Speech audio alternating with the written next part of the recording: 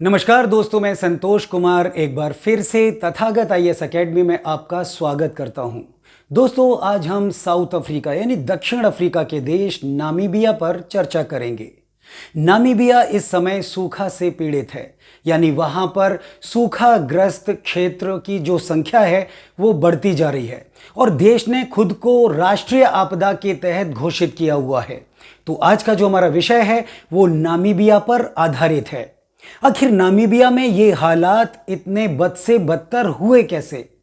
Namibia के अंदर सूखा ये कोई एक दिन की बात नहीं है या आजकल की बात नहीं है। नामीबिया के अंदर अगर हम लोग देखें तो नामीबिया में इससे पहले भी साल 2013, 2016 और 2019 में भी सूखे की परेशानी से देश को जूझना पड़ा था। यानी ये बहुत पुरानी ये रवायत सी चली आ रही है कि नामीबिया इन दिनों सूखा से पीड़ित हो रहा है और बार बार हो रहा है।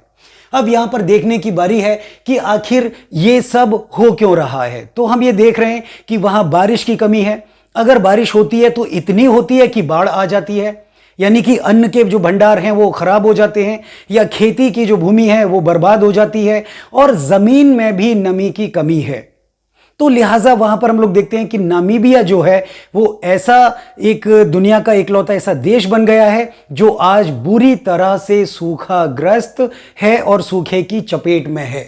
यहां हम लोग देखें कि 2020 में भी कोविड की महामारी की वजह से सरकार ने वहां पर यानी नामीबिया पर राष्ट्रीय आपातकाल लगाकर लॉकडाउन लगाया, यानी उन्होंने राष्ट्रीय आपातकाल लगाया और लॉकडाउन भी लगा दिया था, जिससे वहां का पर्यटन खत्म हो गया। हम सब जानते हैं कि जो नामीबिया है उसका जो एक बहुत बड़ा हिस्सा है, लगभग 14% से ज्यादा का जो हिस्सा है उनका वो पर्यटन से ही आता है। आर्थिक स्थिति है वो उसी से सुधरती है।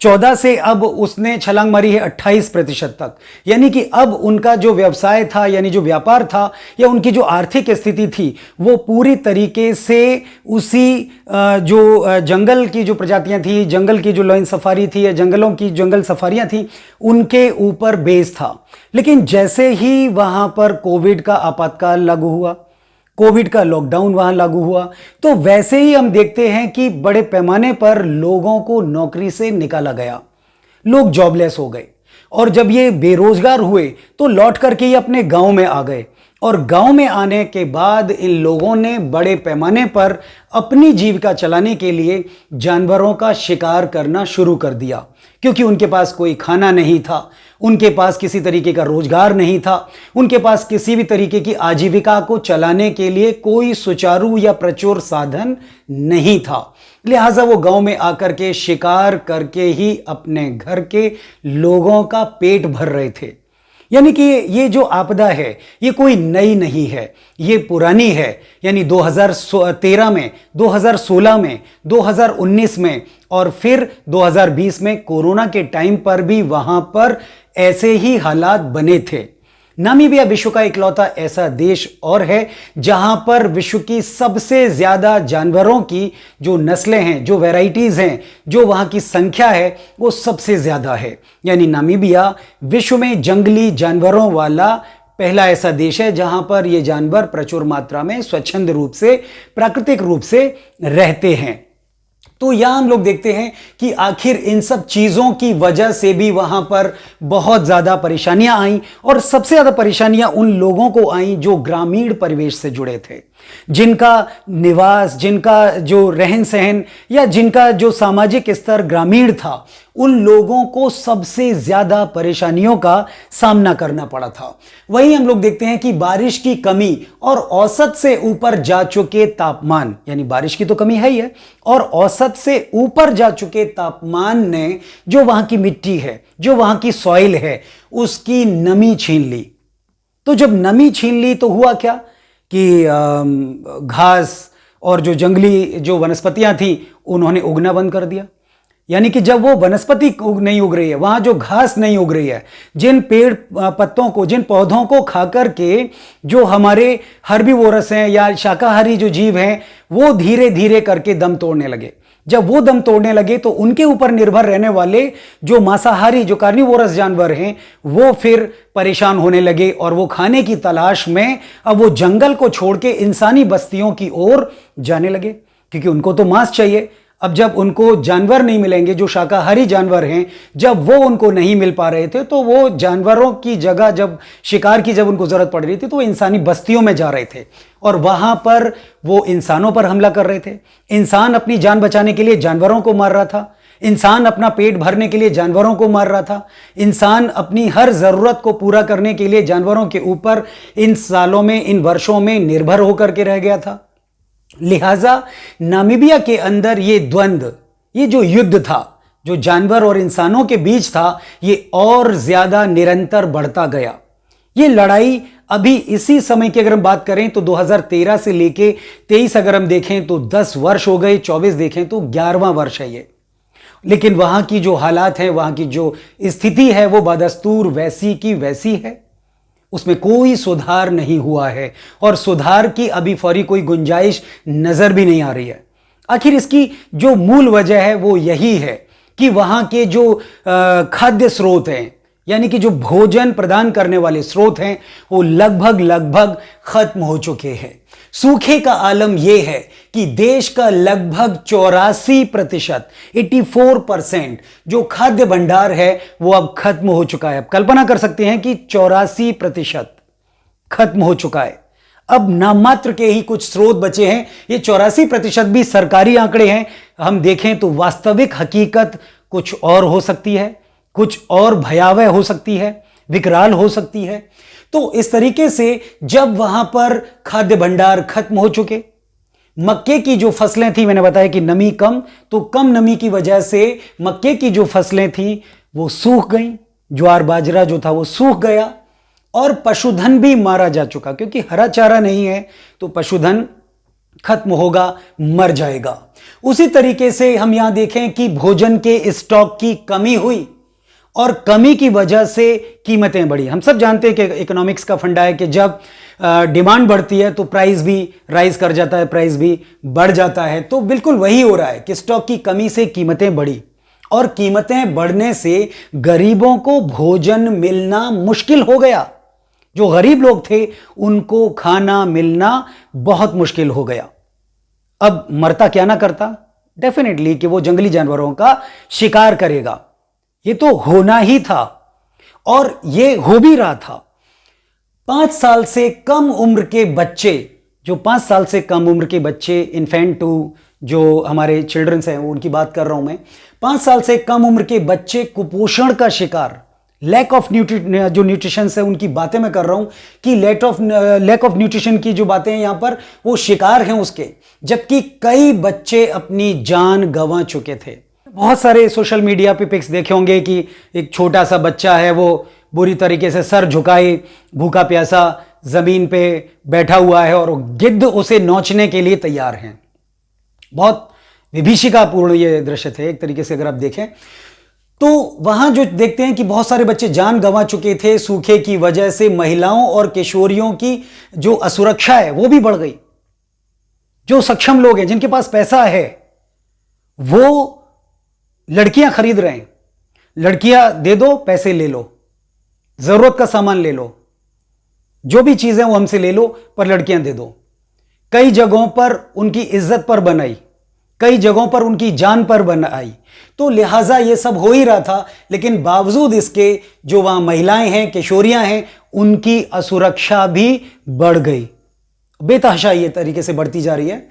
उसी तरीके से नामीबिया के पर्यावरण और वानिकी मंत्री, जिनका नाम है पोहाम्बा शिफेटा। क्या नाम है बेटा? पोहाम्बा शिफेटा। जो पोहाम्बा शिफेटा है वहां के जो वानिकी और पर्यावरण मंत्री हैं, उन्होंने कहा है कि कुछ जानवरों को मारने से वन्य जीवों पर सूखे का प्रभाव कम हो जाएगा। वो कहते हैं हमारे देश में इतने जानवर हैं कि सरकार सभी जानवरों को भोजन और पानी मुहैया नहीं करा सकती है। लिहाजा भोजन और पानी की तलाश में ये जानवर सीधे बस्तियों में, इंसानी बस्तियों में भाग रहे हैं। भोजन के लिए वो मनुष्य को मार रहे हैं, इंसानों को मार रहे हैं। पानी के लिए वो छोटे छोटे तालाब जो बना रखे हैं, ओएसिस टाइप के जो बना रखे हैं लोगों ने, उन पर कब्जे कर रहे हैं। तो इन सब चीजों को रोकने के लिए उन्होंने ये घोषणा की कि हम अपने लोगों का पेट भरने के लिए जंगली जानवरों को मारेंगे, लेकिन एक सीमा तक मारेंगे जिससे कि उनके अस्तित्व पर किसी तरीके का खतरा ना मंडराए या उनका अस्तित्व ही खत्म ना हो जाए। हम ऐसा नहीं करेंगे, लेकिन लोगों को जिंदा रखना हमारी पहली प्राथमिकता होगी। यानी में जो फर्स्ट प्रायोरिटी है वो यही है कि लोग जिंदा रहें, लोग बचें। हमारा संविधान कहता है कि लोगों की रक्षा करना सरकार का पहला कर्तव्य है। तो लिहाजा यहां पर जो पोहंबा शिफेटा हैं, उन्होंने ये माना कि हम कुछ जानवरों को मारेंगे, संतुलन बनाने के लिए मारेंगे, इंसानों को जिंदा रखने के लिए मारेंगे, जानवरों की नस्लों को सुरक्षित रखने के लिए मारेंगे। तो ये उन्होंने घोषणा की और कहा भी साथ में कि जो बचे हुए जानवरों को हम जिंदा रखेंगे और साथ ही साथ जो बचे हुए जानवरों को जिंदा रहने भर के लिए सरकार भोजन और पानी मिल सके ऐसा कार्य कर सकेगी, क्योंकि सबको वो नहीं भोजन पानी दे सकते, तो जो बचे हुए हैं उनको भोजन पानी दे सकते हैं। उसी तरीके से हम लोग देखते हैं कि यूरोपीय आयोग की एक रिपोर्ट के मुताबिक, जो यूरोपीय आयोग है उसकी एक रिपोर्ट जारी हुई है भाई बाकायदा। उस रिपोर्ट के मुताबिक ये जो सूखा है, ये जो नामीबिया के अंदर पड़ रहा है, या यूं कह लें कि जो दक्षिण अफ्रीकी हमारे जो देश हैं उन सभी देश जो चपेट में हैं, और दक्षिण अफ्रीकी जो समूह के जो देश हैं वो कोई एक आध नहीं 3 करोड़ की लगभग आबादी जो है वो इसी तरीके से सूखे से पीड़ित है। और नामीबिया के भी करीब 14 लाख लोग इस सूखे से बुरी तरीके से पीड़ित हैं। तो ये सूखा जो है, ये एक यूरोपीय आयोग है उसकी रिपोर्ट के मुताबिक ये जो सूखा है भाई वो अक्टूबर 2023 में कहां से शुरू हुआ बेटा? बोत्सवाना में शुरू हुआ। कहां हुआ था? बोत्सवाना में शुरू हुआ था, और इसके बाद ये कई इलाकों में फैला, बहुत सारे इलाकों में ये फैलता चला गया। बोत्सवाना से शुरू हुआ था। तो अगर आपके एग्जाम में ये चीजें आए तो आप लिख सकते हैं कि जो साउथ अफ्रीका के अंदर जो भयंकर सूखा पड़ा हुआ है, जहां पर जो जंगलात हैं वो बुरी तरीके से बर्बाद हो रहे हैं, जंगली जीव बर्बाद हो रहे हैं, इंसान और जो जानवर हैं वो अपनी ताकत दिखा रहे हैं, जानवर इंसानों पर ताकत आजमा रहे हैं और इंसान जानवरों पर ताकत आजमा रहे हैं। अस्तित्व की लड़ाई है ये। तो अगर ये प्रश्न आ जाता है तो आप बोत्सवाना से इसकी शुरुआत लिखेंगे, बोत्सवाना से हुई थी। उसी तरीके से नामीबिया में राष्ट्रीय आपात की घोषणा की जा चुकी है। सरकार बड़ी परेशान है, पसोपेश में है भाई, कि भाई क्या किया जाए कि ये जो संतुलन है ये बना रहे। ऐसा ना हो कि जानवरों को हम जिंदा रख लें, कहीं पेटा जैसी संस्था आ गई कि भाई जानवर क्यों मार रहे हो, भाई जानवरों को मत मारो, इनको भी जीने का अधिकार है, ये भी पृथ्वी पर रहते हैं। लेकिन सरकार कहती है कि जानवर और फिर से पैदा हो जाएंगे, हम सभी को नहीं मारेंगे, बहुत सारी हम नस्लें बचा के रखेंगे, उनसे और जानवर पैदा होंगे और ये संतुलन बना रहेगा। लेकिन इंसानों को हमें सुरक्षित रखना ही होगा, क्योंकि ये हमारी पहली प्रायोरिटी है। तो उन्होंने आपातकाल की घोषणा कर दी, नामीबिया देश के राष्ट्राध्यक्षों ने। लोगों की भूख मिटाने के लिए वहां जिन जानवरों को मारा जाएगा, यानी जिन जानवरों को कत्ल किया जाएगा, उनमें कुल 723 जानवर हैं। यह सरकार की जो अधिसूचना मैंने बताया कि पोहंबा शिफेटा ने जो घोषणा की 26 अगस्त 2024 को, उस घोषणा के अंतर्गत 700 करीब 23 जानवर जो हैं वो जानवर सरकार उनको काटेगी। जो हमारे एक तरीके से स्लटर हाउस हैं उनके अंदर कसाई खानों में उनको भेजा जाएगा। तो 723 जानवर हैं, जिनमें ये संख्या देख लीजिए यहां पर कितनी भयंकर है कि जिनमें 30 दरियाई घोड़े यानी हिप्पोपोटामस जो होते हैं दरियाई घोड़े 30 काटेगी सरकार। 60 जंगली भैंसें, जो जंगली भैंसें हैं उन भैंसों को, वो 60 भैंसों को काटा जाएगा। 50 इम्पाला, 50 के करीब इम्पाला है यहां पर। उसी तरीके से 100 ब्लू वाइल्ड बीस्ट, यानी 100 जो हैं वो ब्लू वाइल्ड बीस्ट जो हैं उन वाइल्ड बीस्ट को काटा जाएगा। 300 ज़ेब्रा, जो ज़ेब्रा जिन्हें हम लोग चित्तीदार गधे के तौर पे जानते थे, तो वो ज़ेब्रा हैं, वो 300 उनको काटा जाएगा। उसी तरह 83 हाथी और 100 एलेंट्स भी शामिल हैं। तो इसमें हाथी भी बड़ी संख्या में, 83 हाथी हम सब जानते हैं कि नामीबिया में विश्व के सबसे ज़्यादा हाथी हैं। करीब 24,000 से ज़्यादा हाथी नामीबिया देश में पाए जाते हैं। अफ्रीकी हाथी हैं ये, एशियाटिक हाथी से बड़े होते हैं, वज़न में बड़े होते हैं। तो जब इन्हें काटा जाएगा तो मांस भी ज़्यादा क्वांटिटी में निकलेगा, लोगों के ज़्यादा पेट भरने के काम आएगा। छोटे जानवरों को मार के वो कितना मांस इकट्ठा कर लेगी सरकार, तो लिहाजा हम सब जानते हैं कि जो उनके पास 24,000 हाथी हैं उनमें से वो बड़ी संख्या में इनको मारेंगे, इनको काटेंगे।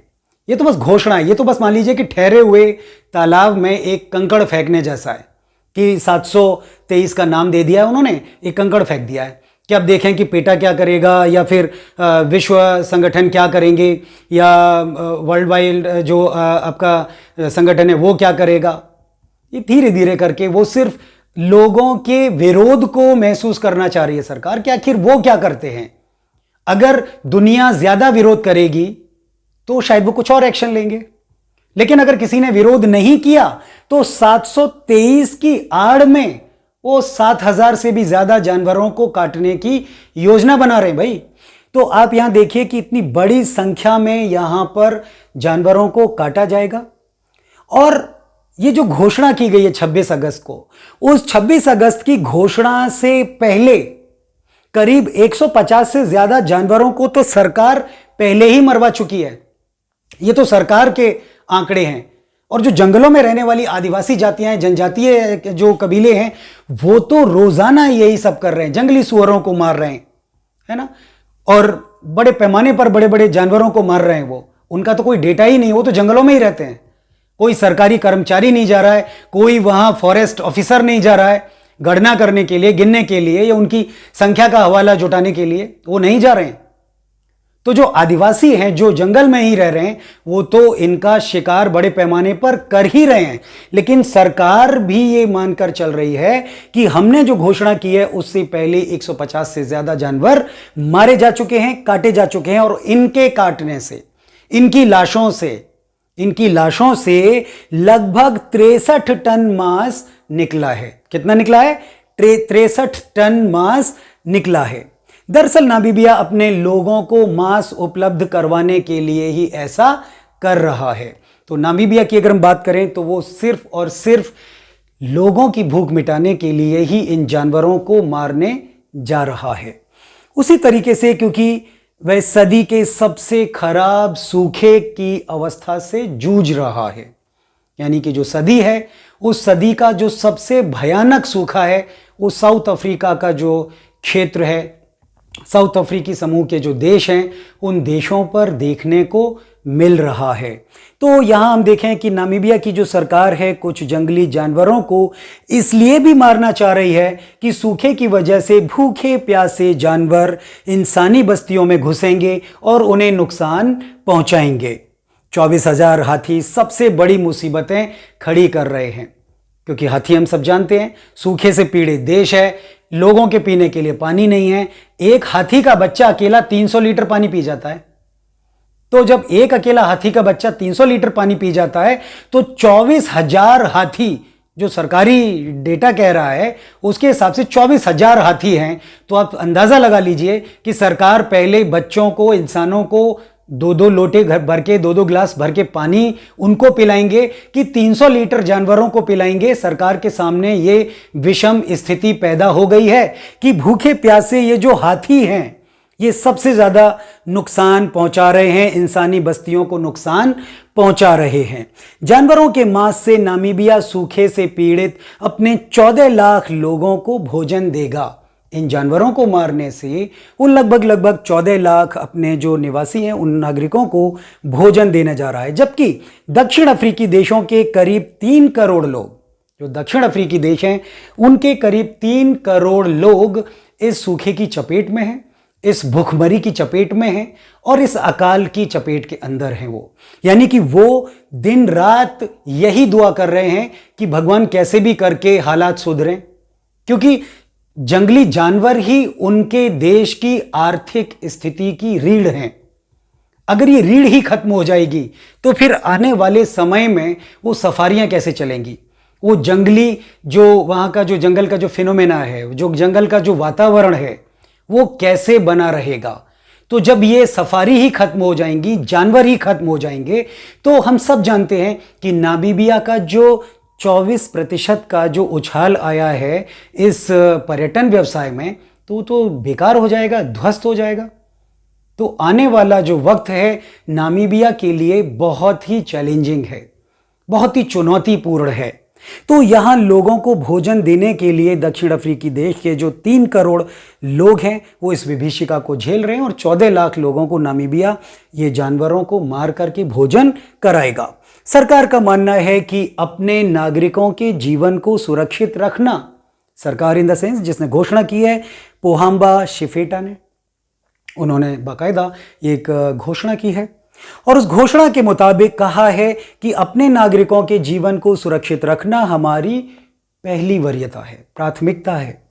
वही देश में बचे हुए खाने के लिए जानवरों और इंसानों में संघर्ष ना हो। जो बचा हुआ खाना रह गया है उसमें जानवरों और इंसानों का कोई संघर्ष ना हो।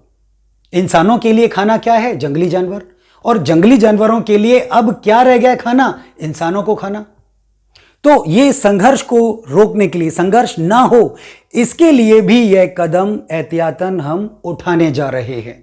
तो सरकार ये मान रही है कि अगर हम ऐसा कदम उठाते हैं तो उससे जंगली जानवर भी बचे रहेंगे, इंसान भी सुरक्षित रहेंगे और लोगों की भूख पर भी नियंत्रण लगाया जा सकता है। ये आप देख सकते हैं कि कितनी विभीषिका से ये जो देश हैं वो जूझ रहे हैं। 3 करोड़ का जो आंकड़ा है वो बहुत बड़ा है।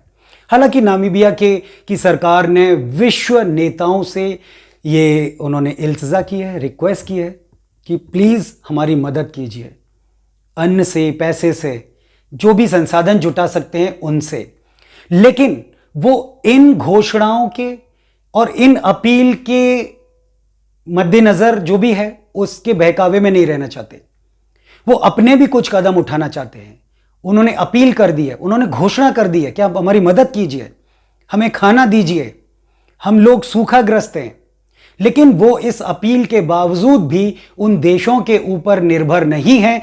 अपने संसाधनों को भी वो सुनियोजित तरीके से आगे और किसी तरीके से जिंदगी चल सके, इसलिए वो उसे सुचारू बनाए रखना चाहते हैं। दुनिया के कई देश सूखे से जूझ रहे हैं, कुछ अकाल से जूझ रहे हैं, कुछ बाढ़ से जूझ रहे हैं, कुछ भूकंप से जूझ रहे हैं, कुछ लैंडस्लाइड से जूझ रहे हैं। बहुत सारी प्राकृतिक आपदाएं हैं, उन सब से कई देश जूझ रहे हैं। ये प्राकृतिक आपदाएं 1 दिन 2 दिन नहीं, ये वर्षों से चली आ रही है। लेकिन अब इनकी जो दर है वो बढ़ती जा रही है। अब जो सूखाग्रस्त जो चीज़ें थी वो बढ़ती जा रही हैं। बाढ़ का प्रकोप बढ़ता जा रहा है, कहीं बारिश अथाह हो रही है, कहीं बूंद नहीं गिर रही है। तो ये सब क्यों हो रहा है? हम सब जानते हैं, ग्लोबल वार्मिंग। अगर हम अभी नहीं चेते, अगर हम अभी नहीं जागे तो आने वाली नस्लें हमसे खुद सवाल पूछेंगी और उसके बाद हमारे पास किसी भी तरीके का कोई जवाब नहीं होगा, और होगा तो सिर्फ मौन। तो आज के लिए सिर्फ इतना ही, फिर हम कल मिलेंगे किसी और नए टॉपिक के साथ।